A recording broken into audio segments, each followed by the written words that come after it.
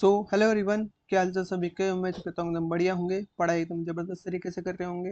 And welcome to my channel learn with Pavan. आज की video में हम क्लास 11th का मैथ का सिलेबस शुरू करने जा रहे हैं। ठीक है, जो आज का हमारा चैप्टर होने वाला है, चैप्टर नंबर 1 होने वाला है, सेट्स। आज से इस चैप्टर की शुरुआत कर रहे हैं हम। If you are new to my channel, please like, share and subscribe and hit the bell icon so you don't miss any update regarding our new video. Without wasting any time, let's begin our video.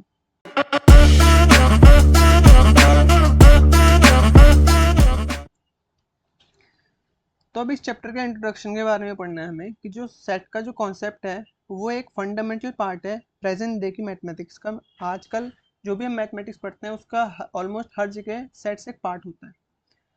आज के time पे concept जो है almost हर mathematics की branch में इसको use किया जाता है। कोई भी ऐसी ब्रांच नहीं है कि जहाँ पे भी सेट्स का यूज़ ना किया जाता हो।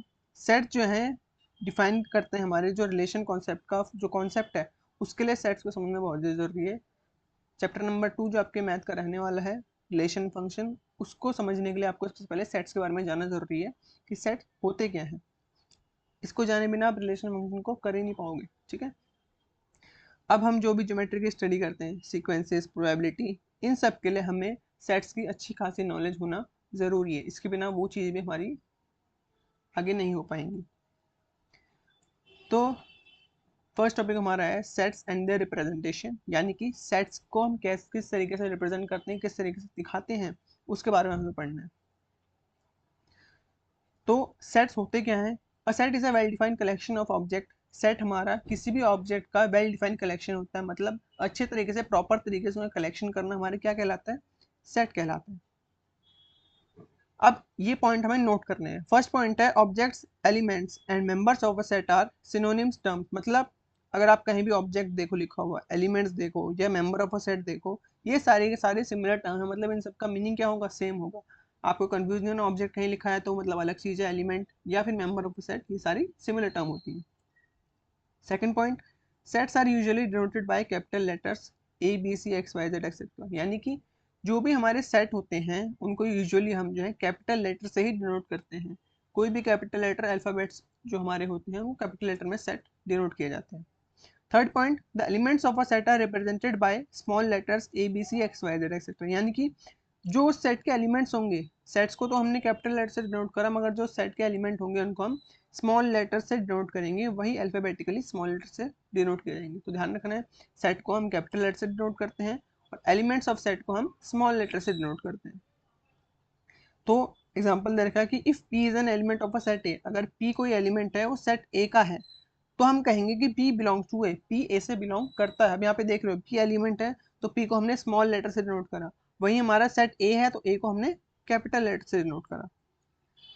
तो ग्रीक सिंबल हमारा होता है, अब जिससे हम डिनोट करते हैं सेट को। अब पता तो लगाना पड़ेगा ना सेट होता किस तरीके का। तो सेट को डिनोट करने के लिए हमारा सिंबल होता है एप्सिलॉन, इसको हम बोलते हैं एप्सिलॉन। क्लियर?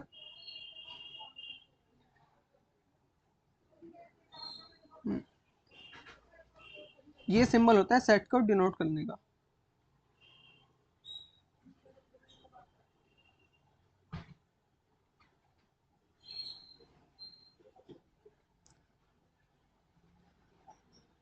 एप्सिलॉन हमारा यूज होता है, ठीक है। एप्सिलॉन का मतलब होता है बिलोंग्स टू। ये हमें दिखाता है क्या है कि ये एलिमेंट इस सेट से बिलोंग कर रहा है, तो इसको एप्सिलॉन बोलते हैं। एप्सिलॉन कहीं भी आप सिंबल दीजिए, मतलब वो एलिमेंट उस सेट का बिलोंग करता है, उस सेट से बिलोंग करता है, यानी कि ठीक है ना। क्लियर? इसलिए हम लिखेंगे कि P बिलोंग्स टू ए, यानी कि P is an element of a set A. Clear? तो एप्सिलॉन हमें ये शो करता है। If P is not an, अगर P सेट ए का एलिमेंट नहीं है तो हम लिखेंगे कि P एप्सिलॉन नॉट, ये एप्सिलॉन नॉट का साइन है कि P is not an element of set A. Clear? Epsilon का मतलब आपको समझ में आ गया। और हम इसको रीड करेंगे P does not belong to A. तो यहाँ पे नोट करने वाली चीज क्या है? The element of a set में बी लिस्टेड। अब सेट के एलिमेंट किसी भी ऑर्डर में हम लिस्ट कर सकते हैं। एग्जांपल्स के लिए, the collection of vowels in English alphabet. English alphabet में जो हमारे वॉवल्स होते हैं ए ई आई ओ, जो आपने पढ़े होंगे इंग्लिश ग्रामर में, तो इनका कलेक्शन हमारा, ठीक है। तो ये इस सेट में हमारे 5 एलिमेंट है, ए ई आई ओ यू, ये 5 एलिमेंट है। Second point, the collection of first 5 prime number is a set containing the element. अब मैं बोलूँ द कलेक्शन, पहले 5 प्राइम नंबर का कलेक्शन मुझे बनाना है, ठीक है, उसमें मेरे एलिमेंट कौन कौन से आएंगे, पहले 5 बोले हैं, 2 3 5 7 11, वो प्राइम नंबर पता होंगे ना, जो ओनली खुद के टेबल से डिवाइड होते हैं वो हमारे प्राइम नंबर्स होते हैं। तो ये सेट बन गया एक। थर्ड बोल रखा है the collection of all state in the Indian union is a set. India में जितने भी स्टेट्स हैं, ठीक है, अगर मैं उसका एक सेट बनाऊं तो वो भी एक सेट की कैटेगरी में आएगा उसका collection. Fourth point the collection of past president of the Indian union is a set. अगर मैं अब यहाँ पे मेरे को कलेक्शन बनाना है कि इंडिया में अब तक जितने भी इंडिपेंडेंस से लेकर अब तक जितने प्रेसिडेंट रह चुके हैं, मुझे उसका कलेक्शन बनाना है, तो ये सब भी किसमें आएगा, मेरा सबका सब सेट के अंदर आएगा। The collection of cricketer in the world who were out for 99 run in a test match is a set. अब मेरे को एक कलेक्शन बनाना है कि ऐसे क्रिकेटर जो टेस्ट क्रिकेट में टेस्ट मैच में 99 रन पे आउट हुए हैं, इनका कलेक्शन मुझे बनाना है, तो ये भी क्या कहलाएगा, मेरा एक सेट ही कहलाएगा। 6 पॉइंट है the collection of good cricket players of India in not a set since the term good players wagyu and is not well defined. मतलब अब यहाँ पे अगर मैं बोल दूं कि मुझे कलेक्शन बनाना है गुड क्रिकेट प्लेयर का, ठीक है, इंडिया में जो अच्छे क्रिकेट प्लेयर रहे हैं वो सेट की कैटेगरी में नहीं आएगा। क्यों? क्योंकि जो टर्म है गुड, इसके हमें वेल डिफाइंड तरीके से बताने का गुड का मीनिंग क्या है। अब गुड मतलब हो सकता है उसने बाउंड्रीज मारी हो, गुड मतलब हो सकता है उसने सेंचुरीज इतनी मारी हो, तो हमें कोई क्राइटेरिया स्पेसिफाई नहीं है, तो एक सेट की कैटेगरी में नहीं आ सकता। क्लियर? अब एक कॉन्सेप्ट टेस्ट रखा है आपके लिए, ठीक है, तो ये क्वेश्चन है आपके लिए कि अगर ए सेट है और इसके ये एलिमेंट है 0 से लेकर 10 तक, तो हमें अप्रोप्रिएट सिंबल डालना है एप्सिलॉन या फिर epsilon nought in blank spaces में। ठीक है, आपने को 4 क्वेश्चन दे रखे हैं, जैसे 4 सेट एक एलिमेंट है या नहीं, -4 एक सेट का एलिमेंट है, तो एप्सिलॉन और एप्सिलॉन नॉट का आपको साइन डालना है। ठीक है, तो आप ट्राई कीजिए और इसका आंसर मुझे कमेंट सेक्शन में जल्दी से लिख के बताइए, फिर इसको आगे सॉल्व करते हैं।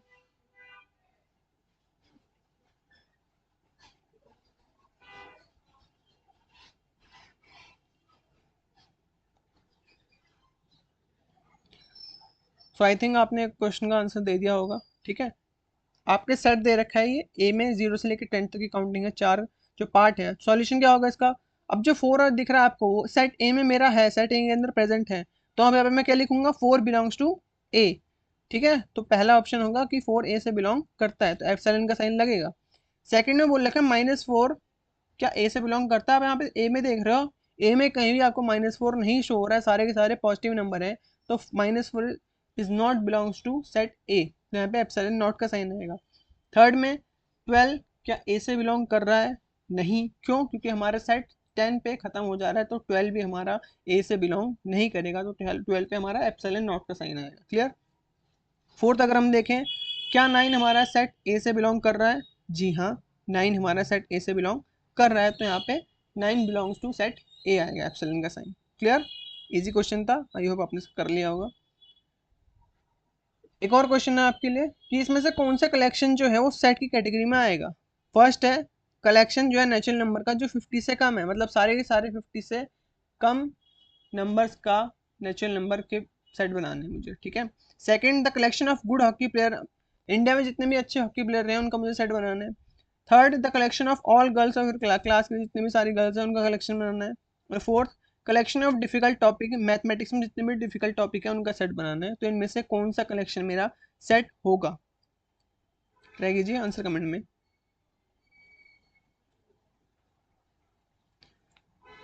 सो इसका आंसर होगा जो फर्स्ट पार्ट हमें दिया है, सारे नेचुरल नंबर का कलेक्शन जो 50 से कम होगा। तो हाँ जी, ये हमारा सेट ए कैटेगरी में आया, क्योंकि एक वेल डिफाइन हमें क्राइटेरिया एलिमेंट दे रखे हैं उसमें, तो ये हमारा सेट की कैटेगरी में होगा, क्योंकि 1 से लेकर 49 तक सारे नेचुरल नंबर हमारे सेट की कैटेगरी में आते हैं। सेकंड बोल रखा है the collection of good hockey players in India, अब इंडिया में जितने भी अच्छे हॉकी प्लेयर्स हैं, नहीं, क्योंकि जैसे अभी पीछे हमने देखा कि एक हमें वेल डिफाइंड क्राइटेरिया नहीं बता रहा है गुड किस तरीके से हम माने कि वो अच्छा प्लेयर होगा या नहीं होगा। ठीक है, कितने गोल करे हैं उस हिसाब से हम अच्छा प्लेयर माने, ठीक है, कितनी पेनल्टी स्ट्राइक ली है उस हिसाब से अच्छा गोल माने, हॉकी प्लेयर माने, तो ये सेट नहीं होगा, क्योंकि एक स्पेसिफिक क्राइटेरिया हमें नहीं दे रखा है कि पता लगाने के लिए हॉकी प्लेयर अच्छा है या नहीं। थर्ड में collection of all girls of your class, हाँ जी ये भी होगा, क्योंकि आप का एक होगा ना क्लास में कि इतनी गर्ल्स है हमारे, तो उसका वेल डिफाइंड सेटअप बना सकते हैं, कलेक्शन बना सकते हैं, तो ये हमारा सेट होगा। अगला the collection of difficult topic in mathematics, नहीं ये हमारा सेट नहीं होगा। क्यों? क्योंकि हर किसी के हिसाब से हर किसी का परसेप्शन में डिफिकल्ट टॉपिक अलग अलग हो सकते हैं, कोई क्राइटेरिया नहीं कि डिफिकल्ट टॉपिक मैथ में क्या है, किसी के लिए कोई टॉपिक ईजी होगा, किसी के लिए कोई टॉपिक डिफिकल्ट हो सकता है, तो ये भी सेट की कैटेगरी में नहीं आएगा। तो यहाँ तक मुझे लग रहा है कि सेट और उसके एलिमेंट कैसे पता लगाते हैं, सेट हो गया या नहीं, सेट के इसके एलिमेंट होंगे नहीं, तो ये पता लग गया होगा। क्लियर।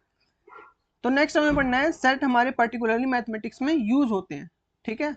अब यहाँ पे एन, बेसिक क्लास में हमने पढ़ा, 6th क्लास से पढ़ना स्टार्ट किया था कि एन हमारे नेचुरल नंबर का सेट होता है, डब्ल्यू होल नंबर का सेट होता है, जेड या आई इंटीजर्स का सेट बोला जाता है, जेड प्लस या आई प्लस पॉजिटिव इंटीजर का सेट बोला जाता है, क्यू हमारा रैशनल नंबर का सेट बोला जाता है, Q plus positive rational numbers का सेट बोला जाता है, आर रियल नंबर्स का सेट बोला जाता है, R plus positive real number के सेट बोले जाते हैं।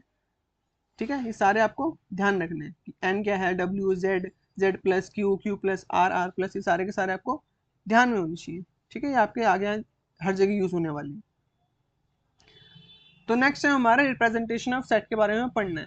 अब इसके अलग अलग फॉर्म होते हैं, सेट को हम अलग अलग तरीके से रिप्रेजेंट कर सकते हैं। उसकी पहली फॉर्म होती है रोस्टर फॉर्म या फिर टेब्यूलर फॉर्म। ठीक है। सेकंड फॉर्म होती है मेरी सेट बिल्डर फॉर्म। ये दोनों फॉर्म आपको इस चैप्टर में पढ़नी है कि रोस्टर या टेब्यूलर फॉर्म क्या होती है और सेट बिल्डर फॉर्म क्या होती है। तो रोस्टर या टेबुलर फॉर्म होती है कि सारे एलिमेंट सेट के लिस्ट किए जाएं और एलिमेंट को हम कॉमा से सेपरेट करें और उसको इनक्लोज करें ब्रेसिस से। ठीक है, इस टाइप के जो ब्रेसिस या ब्रैकेट जो बोलते हैं उससे इनक्लोज करें और कॉमा से सेपरेट करें उन सारे एलिमेंट को, तो हम उसको कहेंगे रोस्टर या फिर टेब्यूलर फॉर्म। एग्जाम्पल के लिए फर्स्ट है the set of vowels of English alphabet. English alphabet के जितने भी वॉवल्स हैं उन सबका सेट हमारा क्या आएगा, रोस्टर या टेबुलर फॉर्म में आएगा। क्लियर। थोड़ा व्हीकल की आवाज है तो थोड़ा कॉपरेट कीजिएगा, ठीक है ना। इसको हम डिस्क्राइब कर सकते हैं ए ई आई ओ यू, सेपरेट करा है हमने कॉमा से और इनक्लोज ब्रेसिस से इसको बंद कर रखा है, तो हमारे किस में आएगा, रोस्टर या फिर टेबुलर फॉर्म में। Clear. Second the set of even natural number. Even natural number का सेट हमारा वो भी किस फॉर्म में आएगा, वो भी हमारा रोस्टर या फिर टेबुलर फॉर्म में आएगा। कॉमा से सेपरेट कर सकते हैं और इनक्लोज करेंगे हम ब्रेसिस से उसको। क्लियर। तो यहाँ पे जो है डॉट का मतलब होता है सो ऑन, मतलब आगे इसके। अब यहाँ पे देखो आप, ठीक है, मैंने बोला इवन नेचुरल नंबर, मैंने कोई इसको बोला नहीं कि कहाँ पे हमें रुकना है। जैसे हमने पीछे क्वेश्चन देखा था कि 50 से नीचे भी जितने नेचुरल नंबर है वहाँ पे मैंने एक कंडीशन दे दी थी कि इससे आगे आपको नहीं बनना, इससे पीछे जाना है। मगर यहाँ पे कोई कंडीशन नहीं है, मैंने बोला जितने भी इवन नेचुरल नंबर है वो सब के सब लिखने हैं, सेट बनाना है। तो यहाँ पे जो डॉट का मतलब है कि इसका मतलब है आगे चलता जाएगा, कंटिन्यू, एंड नहीं इसका, इनफाइनाइट है। क्लियर। नेक्स्ट हम पढ़ते हैं सेट बिल्डर फॉर्म क्या होती है। तो जितने भी एलिमेंट एक सेट के एक सिंगल कॉमन प्रॉपर्टी उसके अंदर होती है, ठीक है, जिससे हम जो है किसी भी एलिमेंट को सेट के बाहर नहीं रख सकते। एग्जांपल के लिए x belong to P x hold और x belong to P x hold. अब यहाँ पे ये स्टेटमेंट फॉर्म में लिखना होता है, इसलिए इसको सेट बिल्डर फॉर्म में कहता है। रोस्टर टेबुलर फॉर्म तो बहुत ईजी है, मगर सेट बिल्डर फॉर्म यहाँ पे स्टेटमेंट बेस्ड इसकी फॉर्म होती है। क्लियर। जिसको पढ़ा जाता है the set of all x such that P x hold, यानी कि जितने भी एलिमेंट जो एक्स के सेट हैं इस तरीके से कि पी एक्स ने उसको पी एक्स के अंदर वो आ रहे हैं। द सिंबल, ये सिंबल जो आपका दे रखा है, ठीक है, इसका मतलब होता है सच दैट। यहाँ पे जो आपको सेमीकोलन दिख रहे हैं या जो आपको ये लाइन दिख रही है, इसका मतलब होता है, इसको पढ़ा जाता है सच दैट, यानी कि x, the set of x such that P x hold, ये इसका मतलब है। क्लियर। एग्जाम्पल हमें दे रखा है सेट ए 1 से लेके 8 तक का, ठीक है, और इसको हम लिख सकते हैं a is equal to x belongs to n, x N से बिलोंग कर रहा है, such that x is less than और इक्वल टू 8। यानी कि इसका मतलब क्या है, हमने इसको स्टेटमेंट फॉर्म में बना दिया कि एक्स हमारा एन, एक्स कोई भी नंबर है, ठीक है, ये मेरे नेचुरल नंबर से बिलोंग कर रहा है। सच दैट इस तरीके से कि एक्स जो भी नंबर होगा वो 8 से या तो छोटा हो सकता है या 8 के बराबर भी हो सकता है, ये इसका मतलब है। तो हमारी सेट बिल्डर फॉर्म। क्लियर। फिर से आपके लिए कॉन्सेप्ट टेस्ट है, आपका क्वेश्चन है आपके लिए।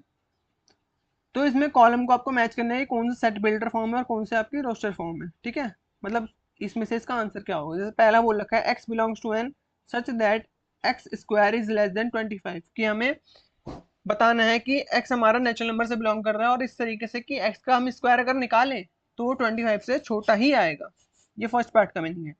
सेकंड पार्ट है कि x belongs to n, x such that x is a prime number and x belong to 10 to 20, यानी x 20 से छोटा हो और 10 से बड़ा हो, तो ये हमारा स्टेटमेंट का मीनिंग है। क्लियर। तो इसका आंसर क्या होगा, कौन सा ए ऑप्शन होगा, बी ऑप्शन।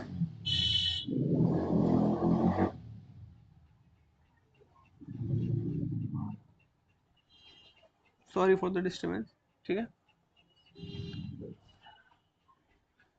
तो अब इसका आंसर होगा हमारा, पहले ऑप्शन का आपका आंसर होगा ऑप्शन नंबर बी। क्यों? क्योंकि आप देख रहे हो बी में हमारे 4 एलिमेंट है, ठीक है। 4 एलिमेंट, अगर मैं 1 का स्क्वायर निकालूं तो 1 आएगा जो कि 25 से छोटा है, 2 का स्क्वायर 4 जो कि 25 से छोटा है, 3 का स्क्वायर 9 जो फिर से 25 से छोटा है, और 4 का स्क्वायर 16 जो अभी भी 25 से छोटा है। तो इसका आंसर क्या होगा? Option number B. क्लियर? 4 का स्क्वायर 16 और 5 का स्क्वायर 25। तो अब यहाँ पे 5 तो दिया नहीं है, इसलिए ऑप्शन नंबर बी इसका करेक्ट आंसर होगा। सेकंड क्वेश्चन का जो आंसर होगा ऑप्शन नंबर ए होगा मेरा। क्यों? वही सेम चीज, क्योंकि हम इसने बोला है एक्स प्राइम नंबर है और एक्स जो है 20 से छोटा हो मगर 10 से बड़ा हो। तो एक्स जितने भी एलिमेंट हो 20 से छोटे हैं और 10 से बड़े हैं। क्लियर? तो इसलिए इसका आंसर क्या होगा? Option number A. एक और क्वेश्चन है आपके लिए, कॉलम को मैच करना है रोस्टर फॉर्म और सेट बिल्डर फॉर्म सेम वही है, ये आप मुझे इसका आंसर मुझे कमेंट में लिख के बताओगे, ठीक है ना। इसका मैं सॉल्यूशन दिखा। तो आज की वीडियो के लिए इतना ही रखते हैं, ठीक है। इसके आगे जो भी पार्ट है वो हम नेक्स्ट क्लास में कवर करेंगे। तो अगर आपको वीडियो पसंद आई, कॉन्सेप्ट समझ में है, तो वीडियो को लाइक कीजिए, अपने दोस्तों के साथ शेयर कीजिए और चैनल को सब्सक्राइब कीजिए, क्योंकि इससे मुझे मोटिवेशन मिलता है वीडियो डालने का, ठीक है। पिछले कुछ महीनों से वीडियो कंटिन्यू नहीं आ पा रही थी, तो मैं ट्राई करूँगा और अपना 100% दूंगा कि वीडियो मैं वीकली बेस पे अपलोड कर पाऊँ। क्लियर? और मुझे इसमें आपका भी कोऑपरेशन चाहिए। अगर आप मुझे कोऑपरेट करोगे तो मेरे भी मोटिवेशन मिलेगा वीडियो डालने का। तो मिलते हैं जल्दी एक नए वीडियो में, एक नए लेक्चर के साथ। तब तक के लिए खुश रहिए, पढ़ते रहिए। बाय बाय, जय हिंद।